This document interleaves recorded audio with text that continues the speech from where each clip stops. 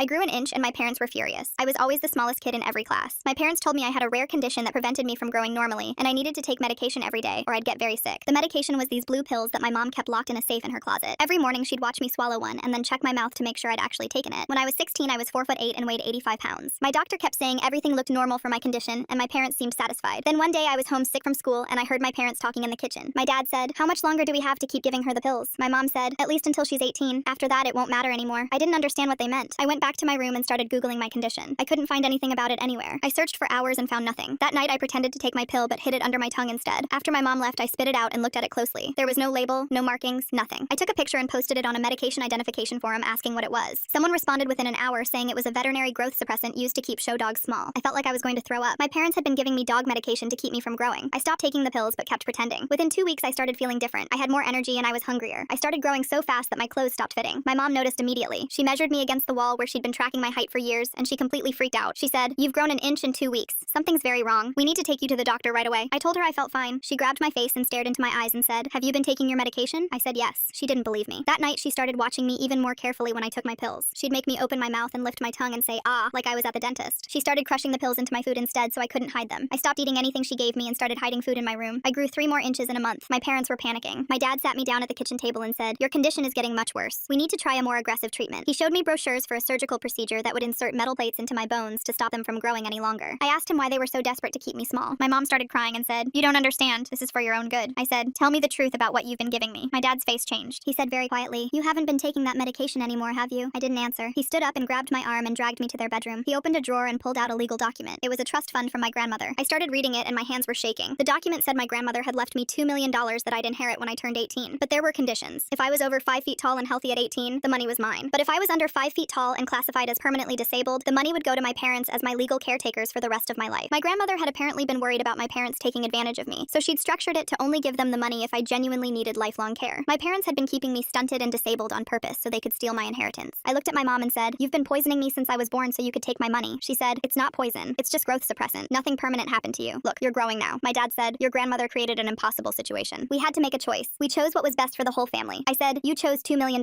He pulled another bottle of pills from the safe and said, "We can still fix this. If you take these every day until your 18th birthday, you'll stay under 5 feet. The trust requires a doctor's confirmation of permanent disability. We have a doctor who will sign off on it. Then we all get to be rich. Don't you want your family to be taken care of?" My mom moved in front of the door and blocked it. She said, "Sweetheart, be reasonable. $2 million can change all of our lives. You just need to take your medication for 2 more years." My dad opened the pill bottle and stepped toward me. I screamed and ran for the window. My neighbor heard me and called the police. My parents were arrested and charged with child abuse, child endangerment, and attempted fraud. The trust was voided because they'd interfered with its terms. I never got the $2 million, and neither did they. I'm 19 now and 5'6".